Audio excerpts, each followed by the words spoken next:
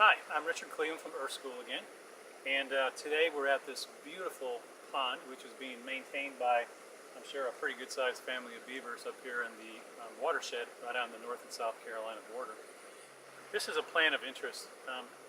This is Boneset, Eupatorium perfoliatum, and it's one of the most powerful folk remedies for cold and flu. And I use this every single year for my homemade folk cold and flu remedy, basically, which I affectionately call whip-ass. I'll tell you what's in that on some other video.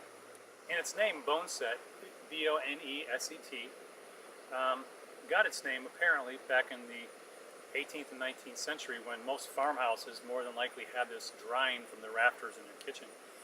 Was drank sometimes as a tea in order to help speed up the healing of fractures and broken bones.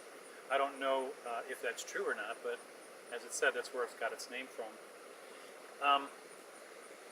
Perfoliatum is a term given to this particular leaf structure because the stem, if you look very closely, the stem appears to be coming through the center of these opposite leaves, when in fact it gives that illusion, but they're two separate leaves, and as the plant grows, they fuse together here at the base. This plant has no petiole or leaf stem whatsoever. Now this one here to my left, this one's starting to, has produced some buds which will turn into very pretty white flowers. At this stage they can be collected and dried and used like it is, but it's probably better if you collect them probably right before the flowers open up or when they're still very immature. So the upper part of this plant is what's collected, and I generally just come down to where it starts or keeps looking good, and I'll clip it off there. When you get to the lower leaves of this plant, the leaves tend to get a little bit ratty looking, and so there's really no need to take those. This patch here I've been collecting from now for probably about 5 or 6 years, and it's getting bigger. You know, once again, we still have that kind of rule of never collect more than 20 to 25% of what's available, and so I follow that very strictly. And as a result, it seems that this plant here is flourishing. 5 years ago, there were maybe 10, 12 plants here, and now there's at least 50 or 60. So, you know, case in point, you can provide for your needs and still leave plenty for others and improve the habitat by doing so. Well, look what we have here.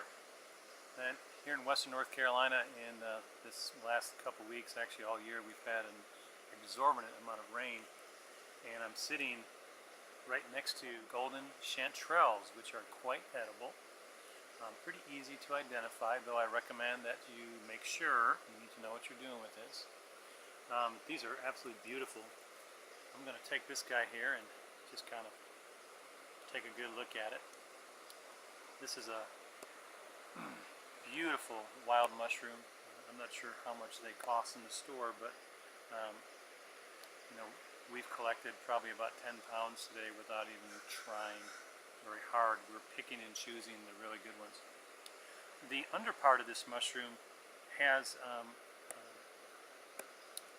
kind of gills, but I'm kind of looking at them more like they're ridges. And instead of running parallel to each other, they tend to cross over and form a lot of asymmetrical shapes. Plus, as they grow, they kind of come up and have this funnel type of look to them. But once again, 100% identification is mandatory when you're dealing with mushrooms. These are Chanterelles sabarius mushrooms, golden chanterelles. And we're going to go ahead and collect a few more of these for our bag as we continue on our journey today. Hey, we were on the trail after our little foraging expedition for some boneset, and we also got some chanterelles, some golden chanterelles. And in the trail here was this dragonfly, and he landed on me once before, and then he came and landed on the ground, and I just kind of slid my fingers under him, and he flew up on my hand for a second, and then he flew up on my arm.